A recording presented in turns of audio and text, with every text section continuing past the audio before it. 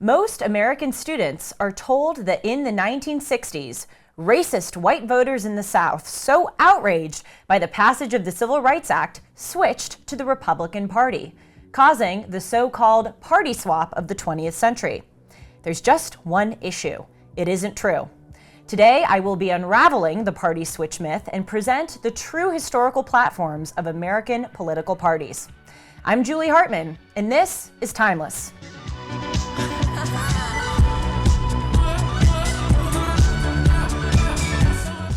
Hey everyone, welcome to Timeless. I hope that you're having a great week. Just a reminder to hit the subscribe button down below so that you can stay notified every time I post a Julie Noted news video or a Timeless episode. And also be sure to follow me on Instagram and Twitter at Julie R. Hartman. It was April of 2016.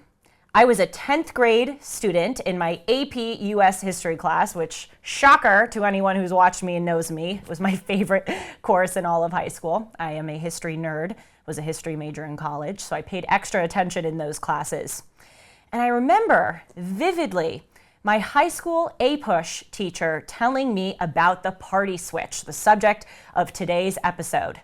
He said that after the Civil Rights Act of 1964 was passed, all of a sudden, the platforms of the Democratic Party and the Republican Party just switched. And I remember sitting there. It's so interesting how you have these clear memories of things that you learned in high school. And even though I wasn't conservative at the time, and even though I hadn't done a lot of research on the subject, there was something to me in that moment that didn't make sense. I just thought, wait a minute, so these two parties, a few decades earlier, were fighting in a civil war over the issue of race and of slavery. And then they've come this far to the Civil Rights Act, and then now all of a sudden they just decide to switch. I had this image in my head of them doing like a do-si-do. I just thought it was such an absurd thing to think about. But all of us in the history class smiled and nodded, and I actually think it was on my AP US History exam, the AP exam that we took the next month in May of 2016. So that has always stuck in my mind. And as I have gotten older and read more about history, I have seen just how much this party myth has infiltrated into the historical and political consciousness of Americans today. So I am going to, in this episode, unravel it. I, with the help of Elsie, have done a lot of research on this subject, and I actually believed that it was true up until recently. But what I'm about to tell you in this episode, I believe, will convince you just how much we have been misled on this subject. So I'm going to start here with an operating definition of what the party switch meant, the way that it is taught in American public schools. And then I'm going to go myth by myth. And I'm going to, hopefully, if I succeed in my endeavor, debunk each for you using a lot of historical evidence. And then I'm going to end the episode by answering the question, well, what happened? Because it is true that a lot of white voters in the South used to be Democrat and then became Republican. And a lot of black voters all throughout the country used to be Republican and then became Democrat. So clearly something did happen. No one denies that something happened, but it did not have to do with race. And what happened, really, to distill it to a sentence, was that the platforms of the parties did not switch. The constituents of each of those parties and their values switched. So let's start here with this working definition that I have found of the party switch. I'm going to come back to this several times throughout the episode to remind each of you. This is according to PolitiFact. After the Civil Rights Act of 1964 was passed, which overturned the racist Jim Crow laws in the South, the GOP, that is the Republican Party, appealed to racist Democrats in the South to become Republicans in order for the GOP to win elections. This is called the Southern Strategy. Reading again from PolitiFact, quote, "The Southern Strategy refers to the efforts by the Republican Party to appeal to Southern white voters who were turned off by the Democratic Party advocating for civil rights." So using that as the operating definition, I'm going to go phrase by phrase, clause by clause within that sentence and show you how each of those suppositions are actually not quite true. I'm going to read it one more time. The Southern strategy refers to efforts by the Republican Party to appeal to Southern white voters who were turned off by the Democratic Party advocating for civil rights. Okay, let's start right now with the first part of that, the Southern strategy. The myth is that the GOP pursued this Southern strategy. And here is the evidence that that is actually a myth. There is shanty evidence that it was true. Let's go through some of the arguments that are made to support this so-called Southern strategy. As I've told you, I have done an immense amount of research on this. I actually read a book by someone who advocated for the existence or claimed that the existence of the Southern strategy was true. And I read that book in full this past weekend, so I know the facts presented for this cold. And there are a few of them. The first starts with Barry Goldwater. Barry Goldwater was a Republican who ran for the President of the United States. He was also a senator, and he ran against President Lyndon B. Johnson in 1964. He lost the presidential election in 1964, actually, I believe, by the widest margin ever in presidential election history. He just had a staggering, really, unfortunately, embarrassing defeat. So a lot of people point to Barry Goldwater as the progenitor or the intellectual godfather of this racist Southern strategy, appealing to white voters to get them to vote to be Republicans.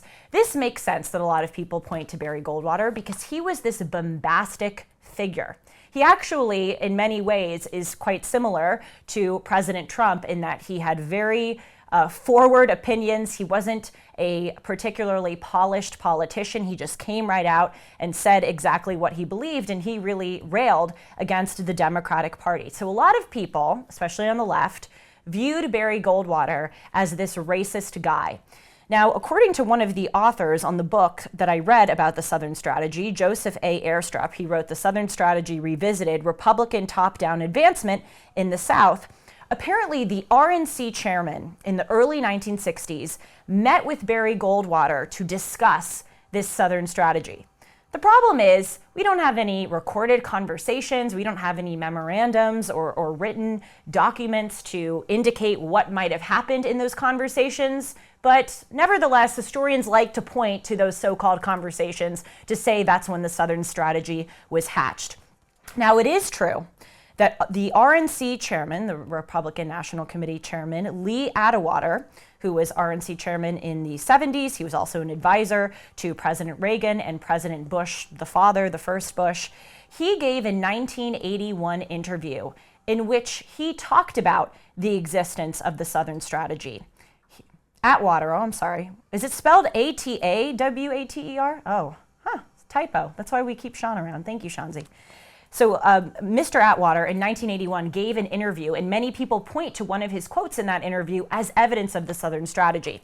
He is on the record, and there is a recording where Mr. Atwater said, quote, "You start out in 1954 by saying N-word, N-word, N-word." He actually said in the recording the N-word. Obviously, I'm not going to say it myself here. By 1968, you can't say N-word. That hurts. So you start saying stuff like forced busing, states' rights, and all that stuff.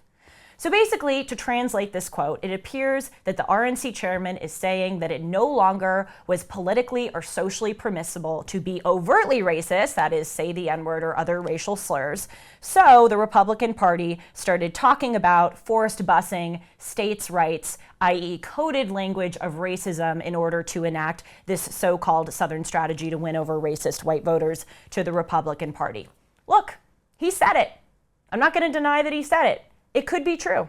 There could be a Southern strategy that happened. But the evidence indicates otherwise. That is the one quote out of all the reading that I have done that points perhaps to the existence of the Southern strategy. But if you go back to Goldwater, who is really the guy that is originally pointed to as the progenitor of the Southern strategy, the piece of evidence that a lot of people use is that Barry Goldwater opposed the Civil Rights Act of 1964. So he had to be this racist right-wing bigot who hated black people so much that he didn't want to give them equal civil rights compared to other citizens. There's a slight issue, though, with that piece of evidence. It is true that Barry Goldwater opposed the Civil Rights Act. I'm going to get to why in a moment. But people who say that he was the godfather of the Southern strategy overlook some other facts. Barry Goldwater, before he ran for president and before he served in the United States Congress, actually ran his family business. This was the Goldwater's department store. It was a chain department store with locations all over the state of Arizona. Did you know that he desegregated his family business? Did you know that Barry Goldwater was not only the head, but the founder of the Arizona chapter of the NAACP, the National Association for the Advancement of Color People? So he walked the walk with regard to civil rights. He walked the walk with treating blacks equally as whites. But he did oppose the Civil Rights Act in 1964 because he felt that it had overreaching, invasive parts of it that really ought not to be the role of the federal government. What the Civil Rights Act did is it mandated that both public and private businesses must desegregate. Now, with regard to public businesses, that makes sense because everyone should be able to access public accommodations equally. Those public accommodations are paid for by people like you and me, taxpayers, so everyone ought to enjoy the things that they pay for. But with private businesses, Barry Goldwater argued that implicit in the First Amendment, which is the amendment that gives us the right to freedom of speech, is also a freedom of association, that people, especially private businesses, can associate with their customers however they want. And so Barry Goldwater really opposed the Civil Rights Act, not because he didn't want to see black people have the same rights as white people. Clearly he did because he walked the walk in his own personal life, but he opposed it for government intervention purposes. By the way, just an interesting historical tidbit, which you may know by watching my show on affirmative action. You know, the Supreme Court, when they just struck down affirmative action at Harvard and other private universities, guess what law they used to strike it down? The Civil Rights Act. Because the Civil Rights Act gives, as I just said, the government the ability to intervene in the practices of private businesses. So in 1964, the government was telling private businesses that they can't segregate, and now in 2023, the government is telling private businesses that they can't use affirmative action in college admissions. So that is Barry Goldwater. So we see here, doesn't really make sense that he is the godfather of this racist Southern strategy when he in his own life did so much to advance civil rights for African Americans. Then let's go on to Nixon, who, like Barry Goldwater, is another evil, mustache-twirling cartoon character villain painted by the left wing.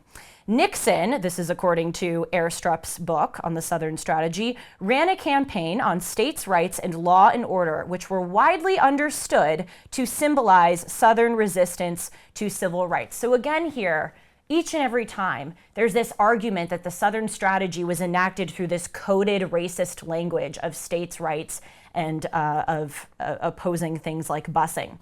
There was a New York Times article from 1968 in which a spokesperson for the NAACP expressed concern over what she viewed as Nixon's coded racist language. I'm reading here from the New York Times article, quote, "Nixon's appeal for law and order has a special meaning when he uses it.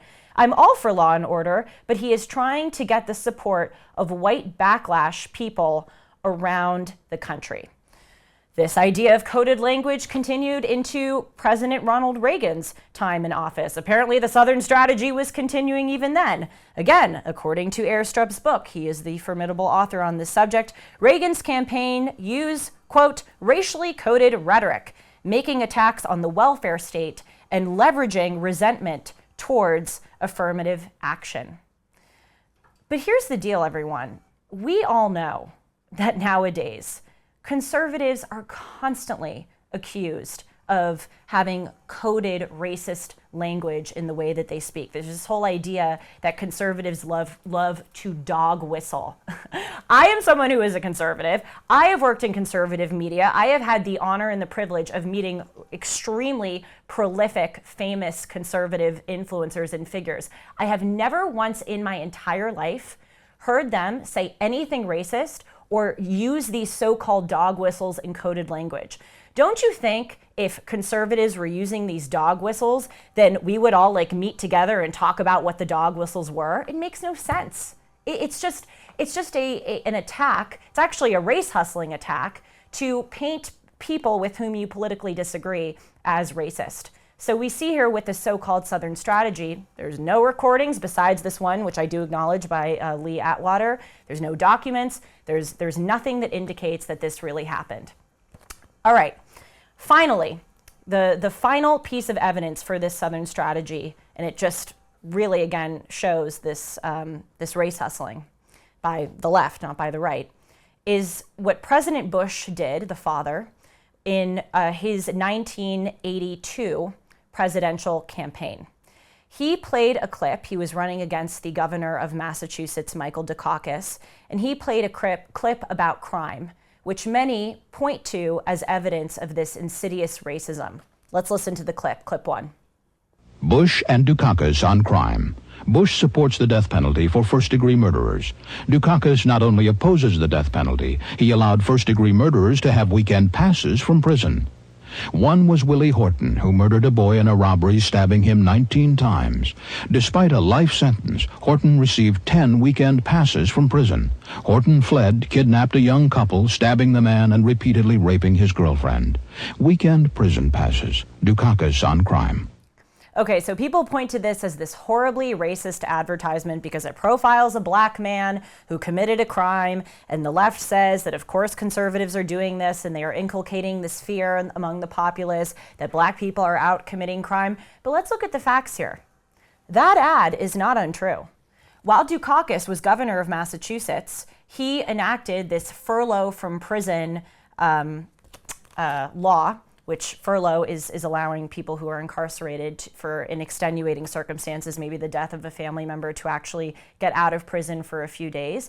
And it is true that Willie Horton was incarcerated in the state of Massachusetts. He had committed murder. He was serving a life sentence without the possibility of parole. And while he was released for a weekend as the beneficiary of Dukakis's Massachusetts furlough program, he failed to return. And he actually was later recaptured because the authorities couldn't find him. And he was convicted of committing assault, armed robbery, and rape in Maryland. And he actually remains incarcerated there today. So you decide for yourself. If you think that's a racist video, giving the facts, I suppose you are entitled to your opinion. So that's the first part of this. There is shaky evidence that the Southern strategy actually happened. It appears that most people were pointing the finger at conservatives, saying you are using this supposedly racist-coded dog whistle language. That is the extent of evidence, besides that one recording, that I have found on the Southern strategy. So let's go to myth number 2. Again, going back to the working definition, the Southern strategy refers to efforts by the Republican Party to appeal to Southern white voters. That we know, the Southern strategy may not have existed. Let's go to the second part. These Southern white voters were turned off by the Democratic Party advocating for civil rights. So this brings us to myth number 2. The Democratic Party overwhelmingly was not advocating for civil rights. It was actually the Republican Party, not just in 1964, but the Civil Rights Act of 1960, and literally for about 100 years before that. But let's start with the 1964 Civil Rights Act.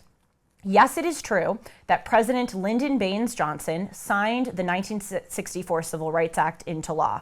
What happens is the Congress has to pass it, it goes up to the president can veto it, Congress can override that veto. LBJ did sign that into law, and there were some Democrats who supported the Civil Rights Act. However, the Civil Rights Act was overwhelmingly passed by Republicans. In fact, Southern Democrats put up a 74-day, that's over 2-month long filibuster against the voting of the act. Finally, when it got to a vote, Republicans vastly disproportionately voted for its passage compared to Republicans. Now, in 1964, it's important to understand this, both houses of Congress, the House of Representatives and the Senate, were democratically controlled. And the president, LBJ, was also a Democrat. So we look here, though, if we look at the percentages, we see that in the Senate, 69% of Democrats voted for the passage of the Civil Rights Act, compared to 82% of Republican senators. And 31% of Democratic senators voted against the Civil Rights Act, compared to 18% of Senate Republicans who voted against. So there were Democrats and there were Republicans who voted for or against. But if you look here at the percentages, way more Republicans proportionally voted for it as opposed to against it, and far fewer voted against it. Then we go to the House of Representatives. House Democrats, 61% of them voted for the passage of the Civil Rights Act. 80% of House Republicans voted for the passage. 39% of House Democrats voted against, compared to 20% of House Republicans who voted against. That's just 1964. Let's go back 4 years to the Civil Rights Act of 1960. There actually was such a thing. It didn't overturn Jim Crow, but it did get rid of some of the more racist voting laws and other just really bad tactics that were practiced in the South. By the way, before we move on to 1960, I just want to give you one more fact about 64. 21 Democratic senators opposed the passage of the Civil Rights Act. 20 continued to be elected as Democrats or were replaced by other Democrats. And on average, those seats did not switch to the Republican Party for another 25 years. That alone debunks this idea that all of these people were so outraged by the passage of the Civil Rights Act that they switched to the Republican Party. If 20 out of the 21 Democratic senators who opposed the Civil Rights Act stayed Democrats and continued to stay Democrats for 25 years, then how does this whole Southern strategy party switch make sense?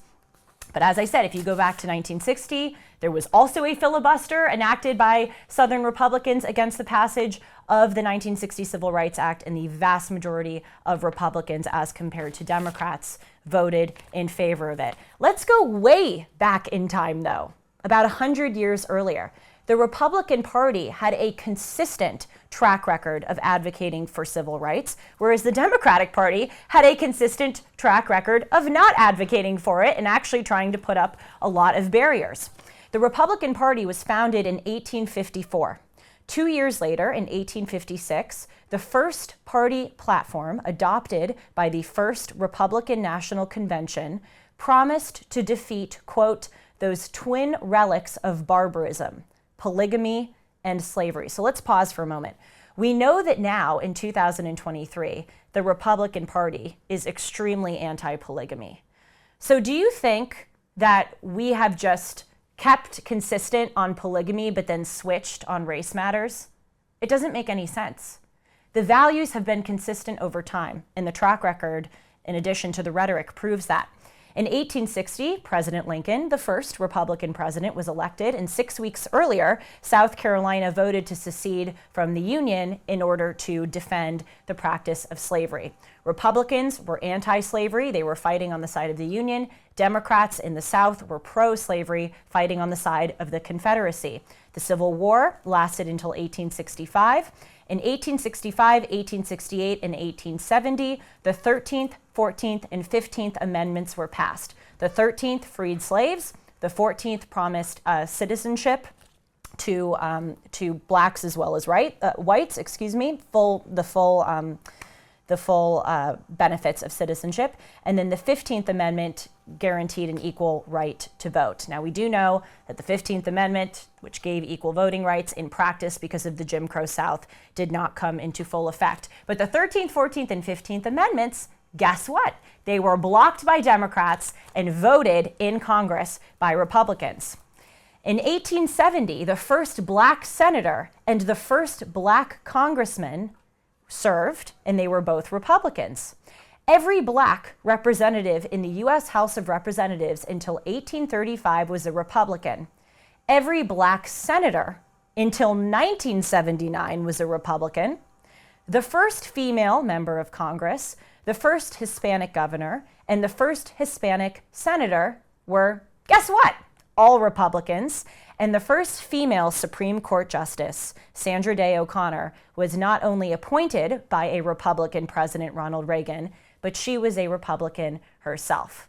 See a pattern here? Oh, right, but in 1964, with all that track record, we just decided to switch. The Republicans just all of a sudden decided to become super racist and start voting for and becoming white supremacists. Yeah, that really accords with logic. Let's continue. In 1962, there was an anti-bigamy act that was passed by Republicans to end polygamy. In 1920, the 19th Amendment was passed by guess who? Republicans. The 19th Amendment gave women equal right to vote. This was after 52 years of Democratic Party opposition. The Republican-controlled Congress pressured the Democratic president of the time, Woodrow Wilson, to approve the passage of the 19th Amendment. Only 59% of House Democrats and 41% of Senate Democrats supported the 19th Amendment, compared to 91% of House Republicans and 82% of Senate Republicans who supported the passage.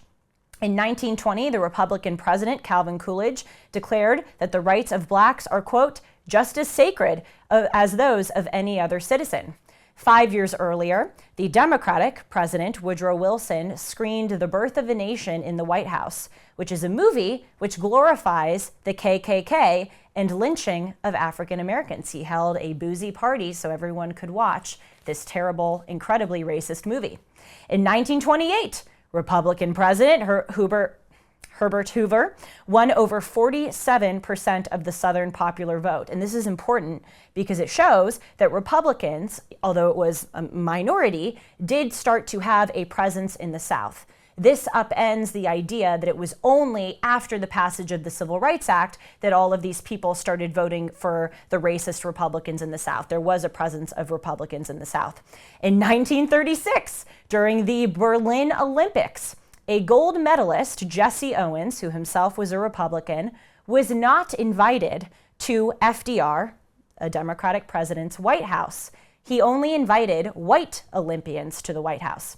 In 1952, I know you're probably thinking, enough with the facts, but there's a pattern here. In 1952, Republican President Eisenhower won Southern states, and in 1954, he supported the Supreme Court decision in Brown versus Board of Education to desegregate public schools, despite overwhelming Democrat congressional opposition. In 1956, Republican President Eisenhower also won a lot of the South. It shows that Republican support actually grew for him in the South after he took these pro-civil rights measures. And then that brings us to 1960 and 1964, which, as I have demonstrated to you, were these two Civil Rights Act where the Republicans overwhelmingly voted to pass it, the Democrats overwhelmingly opposed. Okay? So again, I present a common sense question. After all of that history, why in 1964 would we just suddenly decide to become racist? It literally makes no sense. It's actually insulting to the intellect of the American people to try to push this. Also, let's look at the way that people voted in the South after the passage of the 1964 Civil Rights Act. The myth is that they all of a sudden started to vote Republican. They just switched on a dime. Well, in 1968, Richard Nixon, supposedly the father of the Southern strategy, actually lost the Deep South. So that either shows that the Southern strategy was a failure or that it didn't exist. In 1976, this is over a decade after the Civil Rights Act, a Democrat, Jimmy Carter, nearly swept the South. And in 1992, a Democrat, Bill Clinton, also nearly swept the South. He won Georgia, Louisiana, Arkansas, Texas, Kentucky, and West Virginia. Republicans did not hold a majority of Southern congressional seats until 1994. So if the parties switched after the passage of the Civil Rights Act, causing these racist Southern voters to switch to the Republican Party, why did it take 30 years to do so? Okay, Before we move on to what really happened, why the constituency of the parties changed, let's recap. The Southern strategy probably did not happen. If it did happen, it was not terribly successful. People did not leave the Democratic Party for the Republican Party because they were mad at Democrats for supporting civil rights, because Republicans overwhelmingly supported civil rights, not just in the 60s, but for 100 years leading up. And it shows that there has been an immense track record on the part of the Republican Party to advocate for equal rights of all citizens. Okay? Before we go on to what really happened, allow me for a moment to tell you about MyPillow. Those who work with me know that I walk in every single day wearing my slippers. They are so comfortable. The people at the front desk at this building probably think I'm deranged because I'm wearing a ball gown and hair and makeup with my slippers, but they are just that comfortable that I want to wear them at all times of the day if possible. And then I go home and I sleep on my MyPillow pillows. You can get a queen size MyPillow for $19.98 using the promo code Hartman. That's my last name, spelled Hartman. A regular priced queen size MyPillow is $69.98. And a king size MyPillow is $10 more than that. So you can get deep discounts using my last name on MyPillow pillows, as well as my slippers and other great products that MyPillow has. Just go to mypillow.com and click on the radio and podcast square. Use the promo code Hartman with one N, not two N's at the end. Again, you can get a queen size MyPillow for $19.98. You can call 1-800-566-6745. That's 1-800-566-6745, or go to mypillow.com. Use the promo code Hartman to get deep discounts on all MyPillow products. So what really happened? As I said to you at the beginning of this episode, we can't deny that over time there has been a shift, not a switch, a shift, where a lot of white voters in the South voted for the Republican Party, and a lot of black voters all over the country voted for the Democratic Party, and that used to be different. What happened here is that the party platforms didn't switch, but the values of the constituents shifted. Despite what we hear nowadays in modern America, with the end of Jim Crow, the passage of the Civil Rights Act in 1964, race ceased being an issue in terms of political parties and the viewpoints of American citizens. And really what happened is that for a few decades, the Democrat and Republican Party were arguing about things that were truly liberal or truly conservative. And the South mostly has small towns. It's mostly rural, big farming industry in the South. And so that is consistent with small government, anti-regulation, Republican ideology. Also, again, in the South, because it is more of a small town vibe, people care much more about God, family, country, pro-life, pro-gun than people in the North do. The North has all of these big metropolises. Globalization and liberal politics have made these big cities overwhelmingly Democratic. A lot of black people actually migrated to the North early in the 1900s because the Democrat Jim Crow South was so racist.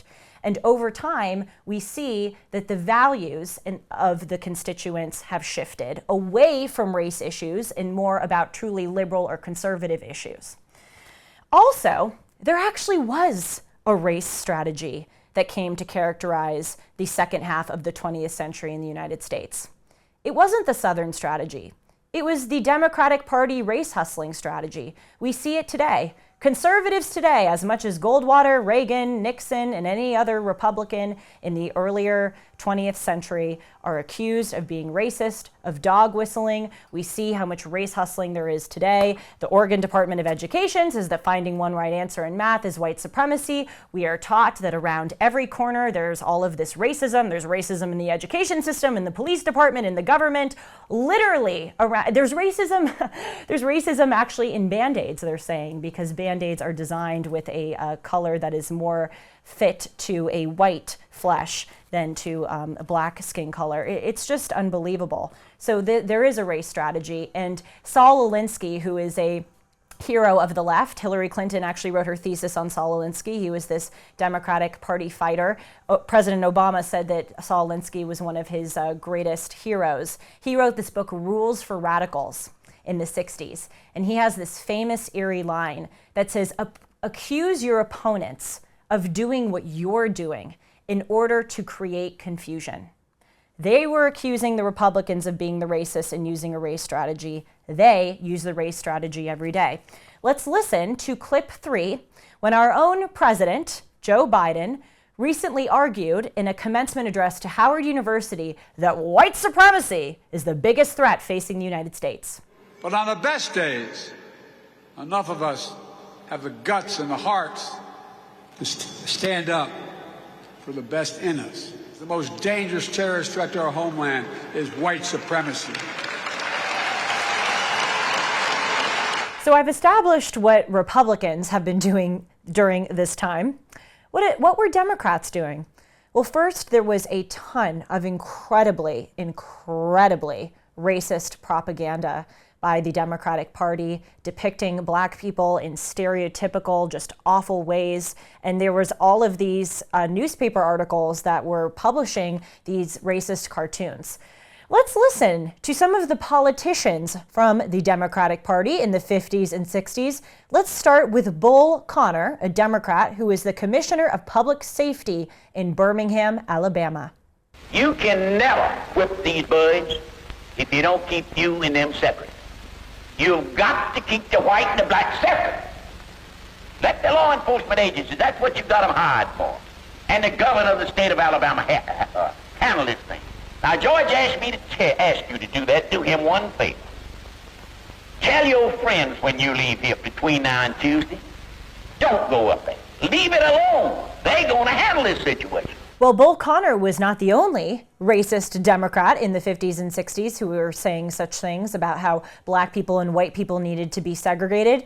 Let's listen to the 4-time governor of Alabama, a Democrat, George McGovern. Today, I have stood where once Jefferson Davis stood and took an oath to my people. It is very appropriate that from this cradle of the Confederacy, this very heart of the great Anglo-Saxon Southland, that today we sound the drum for freedom, as have our generation of forebears before us done time and again down through history. Let us rise to the call of freedom-loving blood that is in us and send our answer to the tyranny that clanks its chains upon the South. In the name of the greatest people that have ever trod this earth, I draw the line in the dust and toss the gauntlet before the feet of tyranny, and I say segregation now, segregation tomorrow, and segregation forever. Another note, in addition to all of this evidence that people just overlook, is the Democratic Party of 1910s, 1920s, 1930s is almost identical to the Democratic Party today. And the Republican Party of that time is almost identical to the Republican Party of today. Look at FDR, the Democratic president in the 30s and the 40s. He was a big government Democrat, just as President Biden is. He created the alphabet soup, so it is called, of government agencies. And so what doesn't make sense to me is that there is this myth that the parties switched, but they only switched on race, because Democrats of the early 1900s are not distinguishable from Democrats today on every other issue. But how does it make sense that we just decided in the 60s and 70s to just switch on the race issue? Again, even if you just discard all of the evidence that I just showed you, it rationally, in a common sense way of looking at things, does not add up.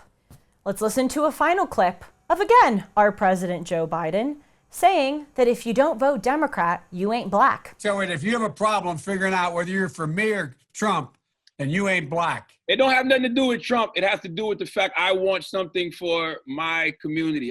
So yes, I will end with a final question. Who was the one pursuing the race strategy here? The Republicans who've advocated for civil rights for hundreds of years, or the Democrats who didn't? Thank you all so much for joining me. I hope that this was informative. As always, I welcome your feedback. Feel free to email me at julie@julie-hartman.com. I can't promise that I can respond to every email, but I can promise you that I do read them and take them very much to heart. Thank you so much for joining me. I'll see you soon.